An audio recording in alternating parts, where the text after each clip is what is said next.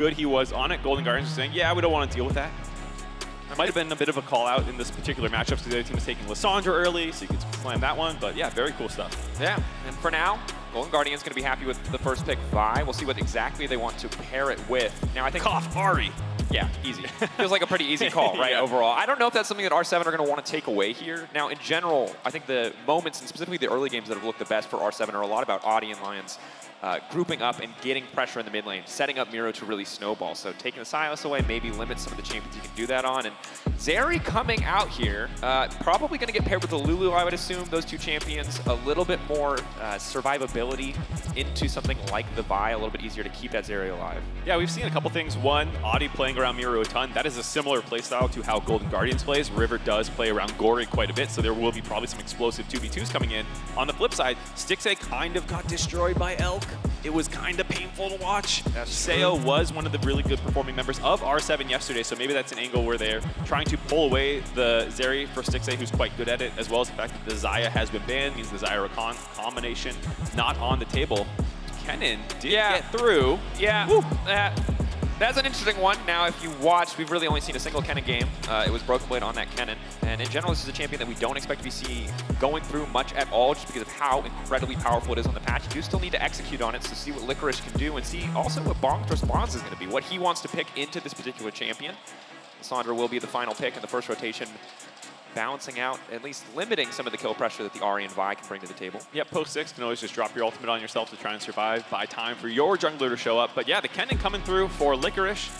It's really cool that both him and Bong have really stepped up this tournament. I think coming in, people were expecting them to be potentially some of the weaker top laners in this portion of the tournament, and that's not been the case at all. I think you can make the case that they have been amongst the best. Broken Blade obviously playing incredibly well, but then Licorice and Bong are right in that conversation with Bin not looking as good as I think a lot of people were expecting. They thought he would be tearing up this portion of the tournament and had actually quiet games in comparison. Yeah, had definitely struggled a little bit, but obviously an opportunity for Licorice to show really what he's capable of, and now on the strongest champion on the patch, I would say, at least on the top side of the map on the Kennen, really have to prove it, because this is something the team has invested in, and the cost of investing in something like the Kennen here does mean that the AD carry pool is getting pitched, the Jinx and the Lucian taken off board. Now, interestingly, Aphelios is still up and available, but Golden Guardians haven't played it yet, so it seems like R7 may be throwing down the gauntlet here. Yeah, Aphelios was not something that Stixxay played a ton during his time on Golden Guardians. But he's been fairly good on all of the meta champions. He only has one game of it thus far this year, but I have no doubt that he can play a competent version of it. I assume they'll go for something like the Aphelios Thresh, but it is uncommon in the current meta to see your bot lane entirely left for 4-5 in this portion of the draft. And I'm gonna hold my breath on that one. It will be the Aphelios. All right, not as thrilling, not as crazy, not as spicy, but yeah, with a lot of these more unique targeted bans coming through in the draft, we've been seeing this a lot over the last 2 days especially. It means a lot of the conventional meta OPs, in this case Annie, still up and available. Is this what they're going to want to go for here? It's possible. It's very tempting to want to pair that up. A very AP heavy composition though. Yeah, you have Aphelios very happy to pelt away from the back line. Right. Not a ton of tank options yet. Bong might slam something up in the top side, but then you're getting a favorable matchup. If he does go for the Malphite, and he will. Insta-lock, baby. All right. All right, looking across the board, Golden Guardians have pick of the litter in terms of meta powerhouse picks. Now, Vi and Wukong, in theory, comparable, but in terms of ease of execution, both sides looking for a pretty solid jungle mid setup. I think maybe a little bit more team fighting power on the side of R7, just because, again, it's a lot easier to execute Wukong, Malphite, Lissandra. You just all push your buttons. It's a little bit harder to find those Kennen flanks. Yeah, for the side of Golden Guardians, they do have a nice pick comp. You can always flash stun with the Annie, instantly get follow-up, or any one of these people can really start the fight, Kennen as well. But to that point, it's a little bit more difficult outside of that one target to blow up. To team fight, obviously, Lissandra, Wukong, Rakan, and Malphite, no joke in team fights. So Golden Guardians potentially have the stronger early game here. We'll see if R7 can kind of weather it and probably get to these mid to late game team fights on even footing is the game plan you would expect out of them. And I think it is a really good call out, because again, the best version of R7 we've seen has been a lot of early snowballing, specifically around mid lane, but Wukong Lissandra is just a much slower mid to jungle duo. Level 6, yes, they have a lot more kill.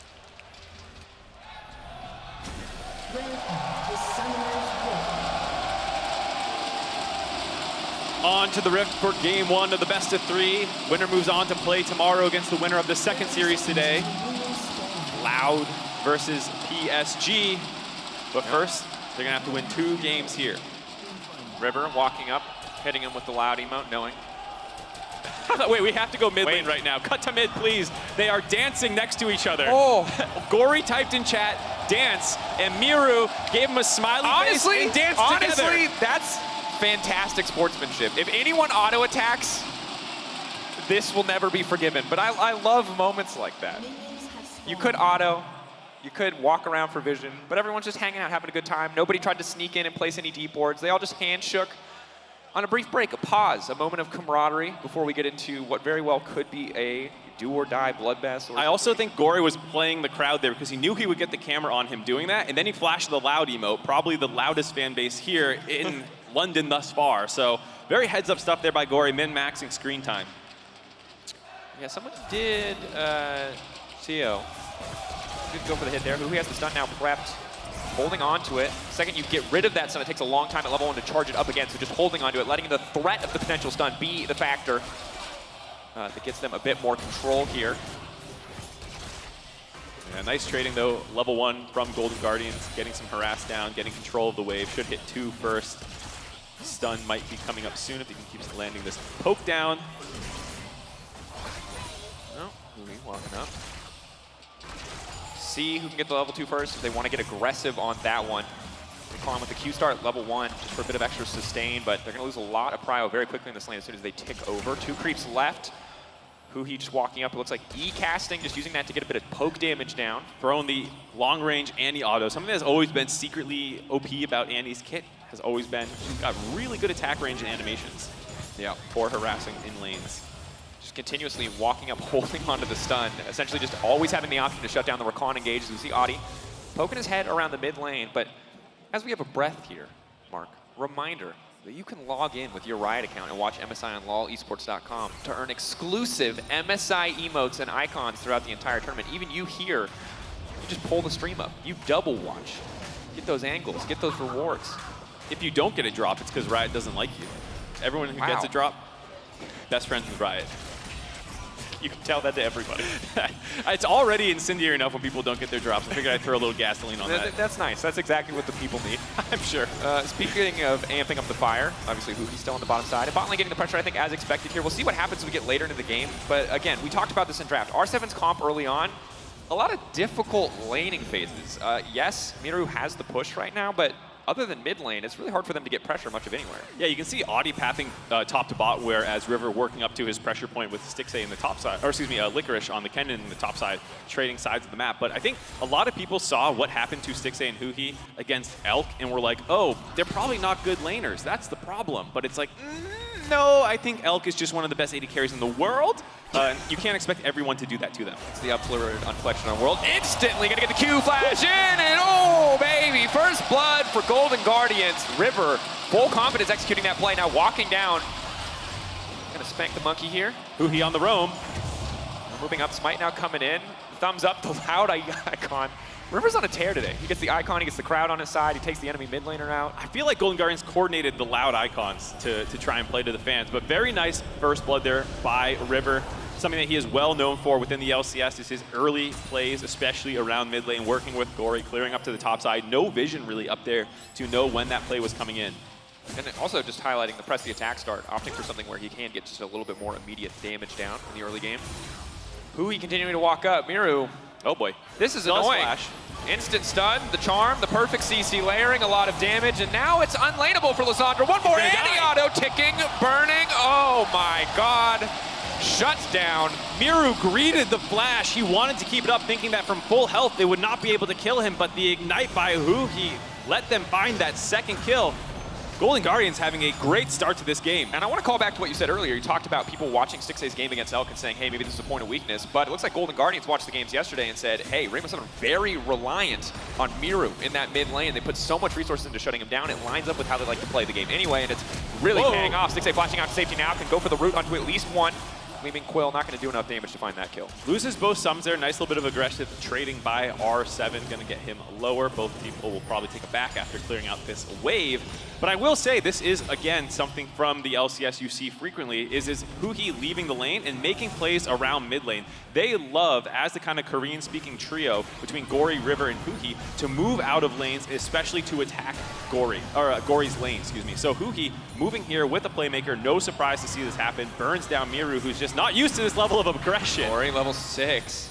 They're going to get the ult out from him, but burning some resources in the mid lane. Of course, Flash was burned by the bottom lane, both bottom laners, I believe, in the duration of that replay, so not quite sure exactly how that happened, but kill pressure on bot side is going to be something that has to be respected. And right now, everything going in favor of Golden Guardians. Yes, they are favored in the early game, but more often than not in pro play, that means pressure, that means maybe plates or an objective. It does not mean kills. Getting that extra advantage. Stun on the top side. Kennen now coming out. River walking up. He's only level 5. Bong now trying to back up. Speeding out to safety. One more stun.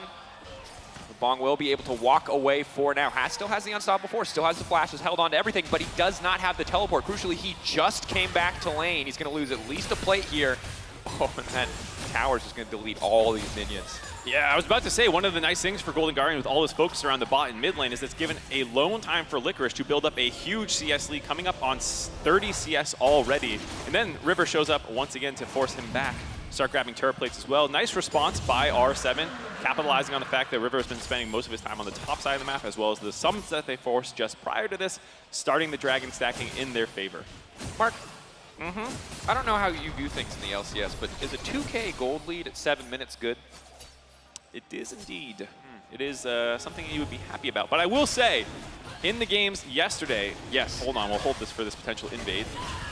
River around the corner, walking in, stealing. Finding that objective. Oddie hitting level 6. Now River needs to walk away, but Oddie trying to find that kill. Huhi over the wall with the stun. River gonna walk! Oh, Oddie, no, that should have been a free kill. Yes, you got the objective, but now can you make it out of safety? He does so much damage to the bot lane. There, looking to follow up. Stixxay, perfect guns for a fight. They're debating. Can they go in? Gori, level 6 on the way. Ult in 7 seconds, counting down left side of your screen. You can see those ulti cooldown timers getting closer and closer, but they're not gonna have the avenue of attack. He gets the red buff, he gets out, it costs the flash, but oh, it feels like that just should have been a kill. Felt so close, just maybe one more auto attack would have finished off River there. Still happy about the play, stealing away the red buff, getting the flash out of Huhi, someone who's been a bit of a menace in this early game, means that there's not going to be a flash bear coming on top of you at level 6, so does also relieve some pressure that is coming from these roams. A nice answer there by Oddie, and I'm glad that happened because I was about to say how the games yesterday, you could not take a gold lead fully on face value. Games tended to get very messy. Yeah. People who got early leads, somehow they slipped away. So we've seen that R7 can be scrappy. They can find ways back into these games, and it's something that Golden Guardians have to be very careful of to not let plays like that happen if they want to get a nice clean win here. Certainly, and something you highlighted as well in the draft is that they don't really have that true tank either. So when it comes to the threat of a pick on the opposite side, even if Golden Guardians have sometimes better tools for finding those picks, all the squishy health bars on their side means that they can be quite vulnerable. They're caught out of position here, but Gori, ulti available, River, ulti available. Golden Guardians surely can make a play in the next few moments, but they're happy for now just to have that uncontested Herald from the top side. Very nice vision control by the side of Golden Guardians. You're going to see this massive amount of wards dropped into the top side of the map. And during that time, R7 wanted to leak out down to the bot side, but Stixxay playing safe, backing fully off the turret temporarily. Mireu didn't even bother full roaming down there, knowing that Golden Guardians was aware of the cross-map play potentially coming through, so nice to get some turret plates back in the pocket of Sayo there on the Zeri, start the scaling up even in gold about, but the question is now where Golden Guardians will attack with this Rift Herald. Yeah. If they keep forcing the ultimate out of the Malphite in lanes, it's really going to diminish the potential here for R7 to make a play of their own. River now coming up, maybe anticipating the counter gank. They did, I believe, spot Oddie briefly on the control ward above the Krugs. Taking their time. Bong maybe falls into security here. Yeah, they saw the recall come through. River sticking around, waiting for this wave to push up a little bit. You win. Should be an easy follow-up. Immediate Kennen ult is going to get used, and simple and clean. Easy execution on the top side. Bong again.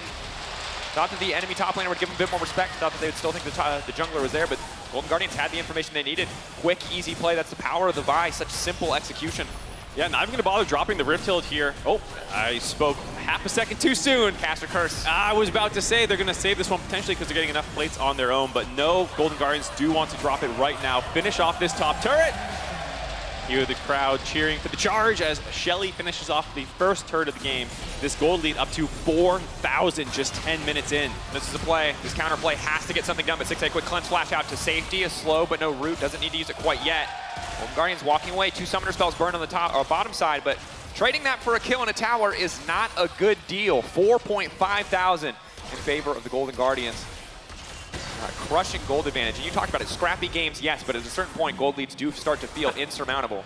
Yeah, it's getting close to that one. I do like R7 attacking the bot side there, trying to finish off Stixxay, but one thing that has leveled up for Golden Guardians across this season, especially in the postseason, was Licorice on carries. During the regular season, a lot of time on weak side, Renekton. He was going Jack Show Renekton. It was kind of gross to look at sometimes. But he has leveled up. Jack Show Renekton. You know, he's frontlining. He knew what his job was, weak side frontline Renekton. But in playoffs, adapting and playing a lot more carries, having clean run bowl games of all things. Kennens, Fioras, different angles that people were not used to seeing. And it's created a Golden Guardians team where it feels like in any single game, someone can be the carry. It could be Licorice, it could be Gori, it could be Stixxay. And it does enable them to kind of absorb pressure at different points on the map. And so here, Stixxay actually up in gold despite all the attention they've been getting. He's lost his flash. He's had to absorb a lot of these plays. But that's something he's comfortable doing, knowing that the rest of the map is getting snowballed this heavily. And he's still quite comfortably scaling up. No boots yet, but does have the Gale Force. Not doing bad whatsoever. So it's not even like it's a weak side where you're trading even or suffering. It's a weak side where you're giving up a bit of pressure, maybe giving up a plate, but you haven't given away any more significant advantages than that. R7, now that that tower's down, it does free them up for these brief moments of time as Kennen starts to push the wave to maybe fish and look for a play, but Golden Guardians aware of this, backing off, conceding control of the bottom side of the map, knowing that they have that Kennen pressure point on the top, waiting for Malphite to show. Yeah, I want to see what happens with this second Dragon, because one thing for R7 yesterday that was noticeable was they weren't super on top of the timers of things in some of the setups. And while they do have the first Dragon stack, Golden Guardians do have the gold lead, so they might shove R7 off here. But at some point, R7 will need to take a fight, pick that this is the time that we stick our flag in the ground, going to make a stand. I don't know if it's around this Dragon or if they want to wait for a couple more Mythics to come online, because they are down Mythics in a couple positions right now. So they'll probably give this one up for free, but it's second, third Dragon before this side of Golden Guardians continues to run away with the gold lead. Yeah, and at this point in the game, if you're going to make a big decision about where to fight on the side of R7, it's a pretty high-stakes decision. You really need to pick your moment well, and that's a lot of pressure on a stage like this. You talked about it on the desk already. First, best of win for the region yesterday, and now you're coming to a situation already in game one where it feels like you've got maybe 1 or 2 more shots at a big fight to kind of come back in the game, short of Golden Guardians making a massive misstep. So picking that window of opportunity, finding that avenue to really leverage the massive amount of AoE that you have on this composition is key. Oddie going in, potentially. There. Gori now backing away. That's going to be the ultimate. The charm! Buffered! Coming through. Beautiful move from Gori. Doesn't even lose his ult because he was able to time that charm so cleanly right as the ultimate from Lissandra was coming in. It actually is a relatively telegraphed ultimate. Yeah. We'll see if they want to go on top of Sayo here. But a lot of the times you can buffer abilities into the Lissandra ultimate when it starts casting on top of you. And so he knew that there was the fact that he could see Oddie on the ward, that this was coming in. Landing that charm means that he doesn't even have to blow his ultimate to get out safely. No, that is clean, and that's got to be so frustrating, because for R7, they burned a lot of resources there. Lissandra ult now down, a lot of Oddie's time now burned, and Stixxay now getting support from River. Now that the other lanes are doing fine, now that the other lanes are winning in isolation, Stixxay can finally reap the benefits, reap the rewards. He no longer has to be that weak side bot laner, has the Gale Force, has the entire team ready to play around him. Huhi, though, just continuing to try to take control of this River, laying down a bit of vision. Yeah, like you said, flipping their vision from the top side, which we highlighted earlier, down to the bot lane, knowing that this is where they want to make their moves from now on. Gori, most likely, once he gets shoved in lane, finishing off his Everfrost now, can clear the wave, make moves through the jungle, down to the bot side, combo with River. I think they have their eyes set on breaking this bot lane open for the side of Golden Guardians. They could also potentially go to a 1-3-1 lane setup and put the Ahri down early, but yeah. MasterCard goal difference, kind of telling you the story of this game. The one lane that had time in isolation.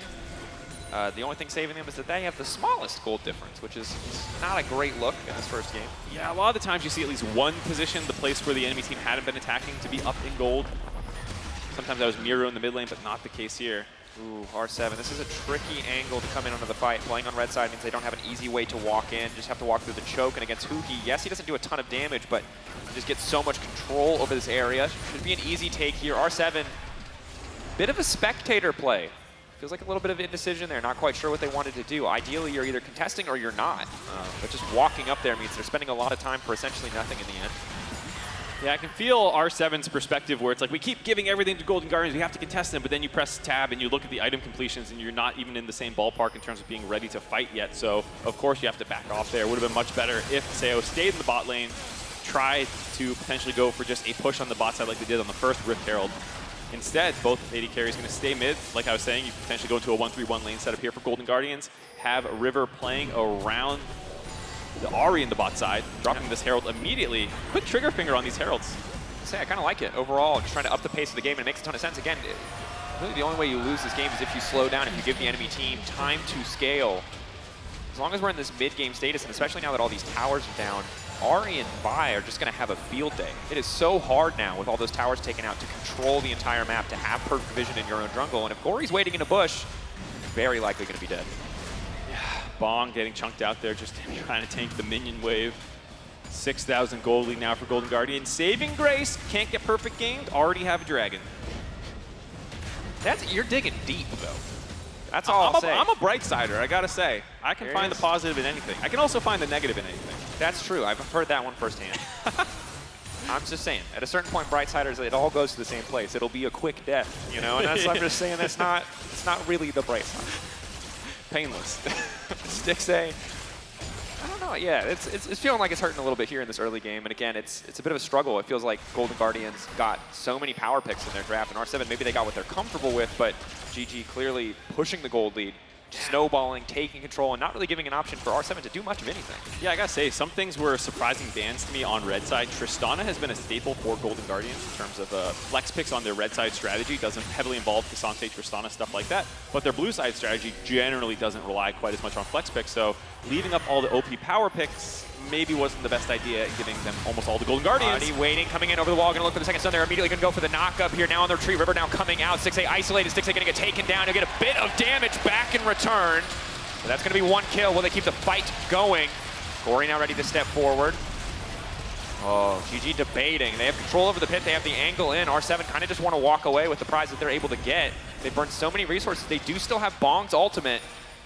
Sayo not having ultimate, though, really going to limit the combat effectiveness. And wow, they're trying to keep that going, but Oddie still gets stunned in the end. Immediately, they're just going to burst down the jungle. Gori coming over the wall, waiting, has the charm for now. Instantly going to hit the enemy AD carry. Sayo taken out. They're trying to turn it back now. Bong burning. Mireu, they just don't have the damage to kill Golden Guardians, but River certainly does. Licorice now coming in. He's going to find one. He's going to look for another. Mireu surely falling here. The body block from Lyonz is clutch. Oh, the Rakan, hero of the day, saving the president on that one. Gori going to hit the charm, though, and it's just a slaughter under this tower. Golden Guardians. Oh, Lyonz, no! So low. The smite going to finish him off. Golden Guardians able to get so many kills. Two members of R7 walking away with blinking health bars. Surprising engage by Golden Guardians there. No ultimates left for R7, like you said, except for Bong. And then Licorice pulling the trigger despite not having their AD carry there. Finds 4 more kills, I believe it was. 3 more for Golden Guardians, excuse me. And the Dragon on the back end of that. A nice engage to start that all out for R7, finding Golden Guardians a little asleep in how they were approaching the Dragon, feeling maybe a little overconfident, a little disjointed, getting on top of Stixxay, but it cost them so many ultimates there. Probably have to back off the second Dragon after they found that one, because here, you can see it.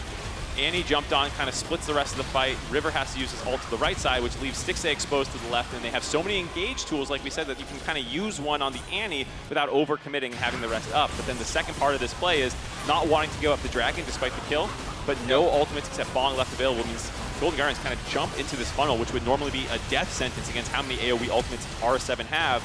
Not able to get punished. Them trading out aggro pretty well here on the side of Golden Guardians. Sayo trying to get over the wall. The last second W from Licorice. I thought when he shot the Annie Bear over the wall, the burn was going to finish someone underneath the turret. Very heads up play to catapult the Bear in there to actually tank the turret aggro initially. I mean, excellent play, and of course, I mean, on the opposite side, support play as well. The Rakan leaping into body block the Shuriken in the last possible second. But R7 certainly struggling on the back of that one. And ooh, you can see why Kennen is a strong champion. Gori over the wall. It's an absolute slaughter. Lyonz can't save anybody this time around. Another member TPing in, potentially just to his own death. Mireu, this is not your tower anymore. Following up here, just barely able to walk away. Golden Guardians really just walking this one down. Pretty much a foregone conclusion at this stage as they siege onto the tier 2. Yeah, 5-man death squad charging down the mid lane. They have these pick-off tools, like we said, fishing for charms, fishing for stuns with Huhi. Bong forced to ult out.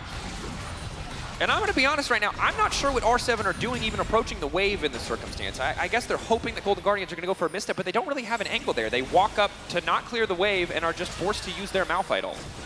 Damned if you do, damned if you don't, because if you just back off the 5-man push in the mid lane, you're going to lose an inhibitor 20 minutes into the game. So it makes sense that R7 is trying to posture around and wave clear, but it's just very difficult down this much gold to actually have an effective defense.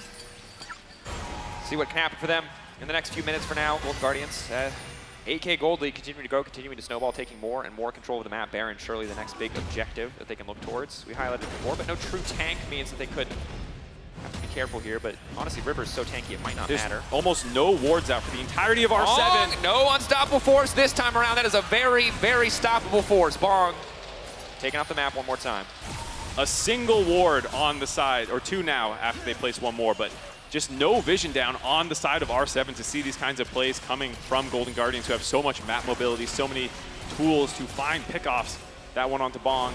R7 looking for the counter engage, though, but just only forcing Licorice back. Oh, and it's so hard now, too. You have to catch all this farm, but you really want to make a counterplay because you're just slowly being bled out.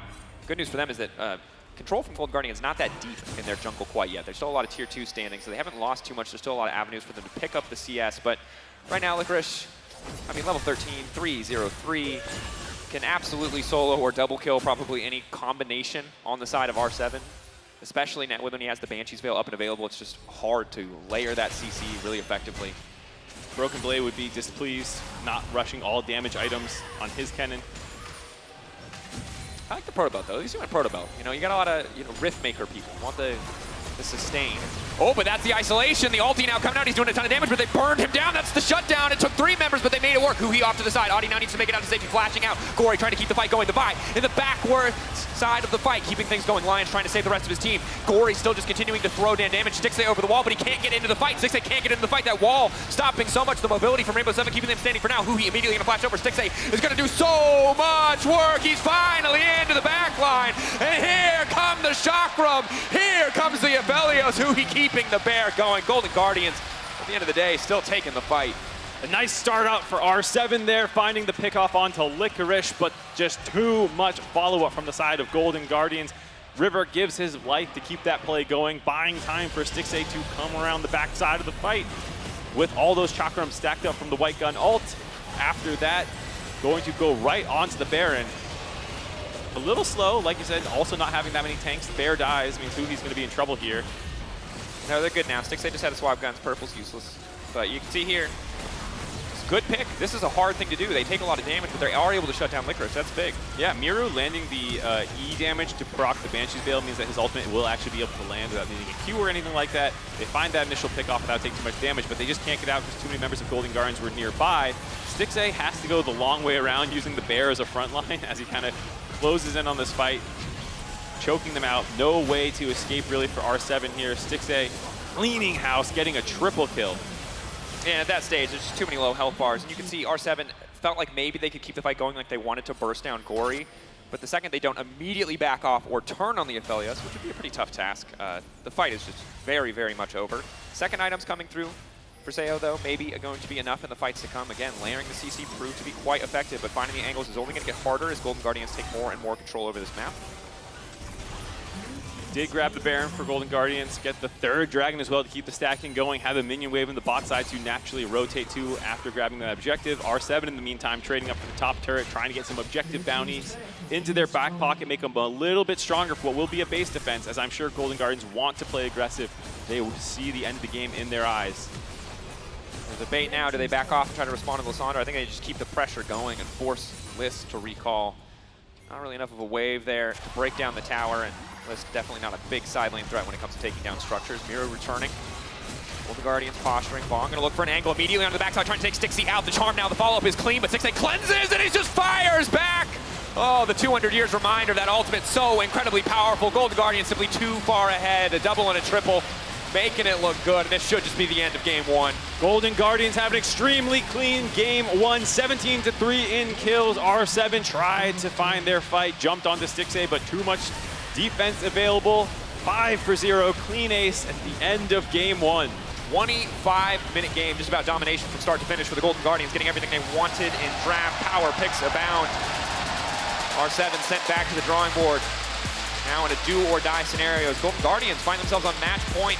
It's a long road to the main stage, but one step closer now. One step closer, like you said, a lot to look at both in draft and in game for R7. We'll have to see what side they choose to move to. But I think in terms of giving up that many power picks, bit of a questionable call